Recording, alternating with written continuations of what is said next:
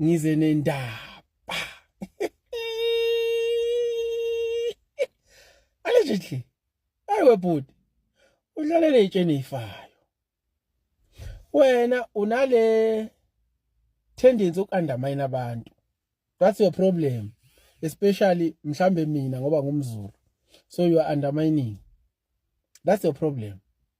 You think wena just because mhlambe mina I was never in the structures of the ANC, so I'm clueless about what is happening behind the scenes.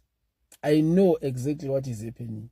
I know ukuthi there are business people who pump money kulama delegates wenu to lobby other people, other members, other delegates, so that they can push for certain policies that will favor those people.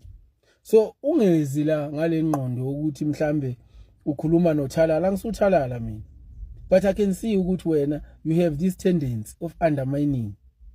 So undermine umuntu wrong but and this thing ukuthi I always respond to you.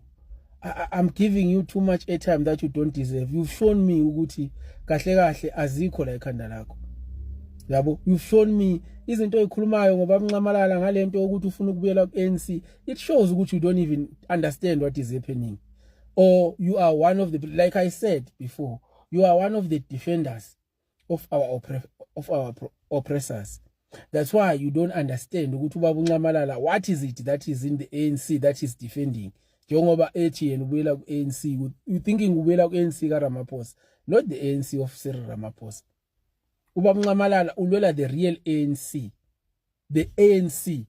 Not this 5 years, but the real ANC. But kuwe it rings one thing ukuthi ubaba uNcamalala ulwela ukubuyela ANC kaRamaphosa, and mhlambe ngokwakho kule ANC kaRamaphosa there is anything that ubaba will gain. Kanti he will lose instead of gaining. He's going to fight a fight that others are failing to fight right now in the ANC. Whenever you don't even know what is happening in the ANC, you've shown many times. Whenever I engage with you, you are showing me ukuthi the only thing you know about is the gossip in the MK party. You don't know what is happening in the ANC. Here, akuna lutho. Yabona mina, angidlali politiki kamacashelana la. Angidlali politiki kacabhayiyane la.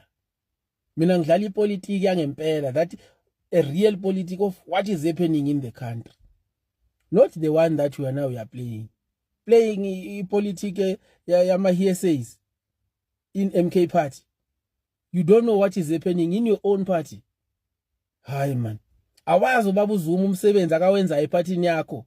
Awazi ukuthi there is this ANC that is protected by ubaba uZuma kuba khona kwakhe right now. You don't know. You don't know ukuthi ANC kumele ngaba yikho according to your president. You don't know your president is there to kill the ANC. The only problem that they facing, ubaba uZuma, you don't know that. You want to come here and show ububhanqa bakho ukuthi usisibhanqa kangakanani by thinking ukuthi ubaba uZuma ufuna ukubuyela ku-ANC ngoba there is anything special ku-ANC kaRamaphosa. There is nothing special ku-ANC kaRamaphosa. Ubaba ufuna the real ANC eyapromise abantu. That's why he even went out of his way what uyena uzovula iqembu elisha so that he can protect whatever is left kule ANC. When you don't understand what is happening, you are showing me ukuthi wena you don't even understand what is happening. Awazi ukuthi labantu laba bavinjwe yini ukuthi le DA I take over. Awazi ukuthi bavinjwe uyedwa umuntu ovimbile. There is only one person ovimbile. They are fighting so much. You don't even understand that. Nina ngicabanga ukuthi hayi ubaba ufuna ukubuyela ku-ANC, bayamxosha ufuna ukubuyela. Wayekade ebizwe yiboni sebenamandla okumxosha nje.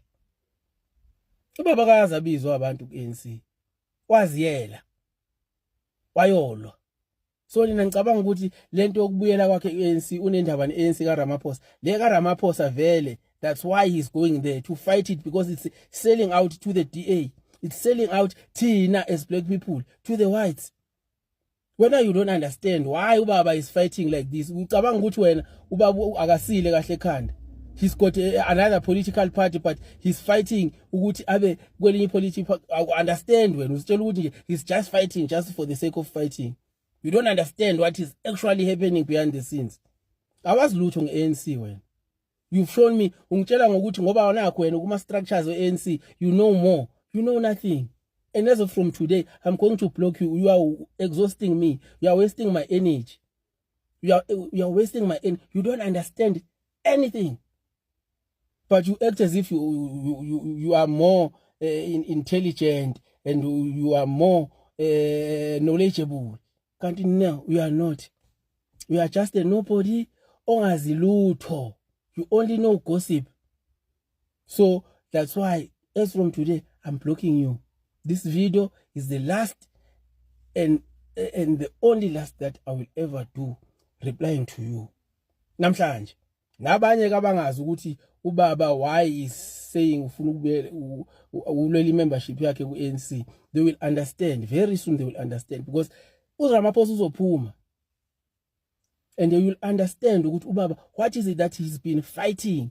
Izimpi zikababa phakathi ku ANC dala zaqala siqala manje ngoba nakho seku president uRamaphosa dala zaqala abamfuni ngoba bafuna ukudayisa ANC, but you don't know that because ngicabanga ukuthi nazi kakhulu masinitshela izinto ngicabanga ukuthi thina siyahlanya lokho nithi ANC as if ikhona ANC ayisekho ikuvuka ubaba akekho ngabe kudala ingekho iANC akuna ANC la. Cyril Ramaphosa is there to mosha, but we think he's there to build. He's there to mosha, that guy. But ke ngizokuyeka nje into engizoyenza ngizokublock. Ngizokuyeka kunje uhlala ungazilutho ngoba uzenza ngathi uyazi kanti awazilutho. Awazilutho wena.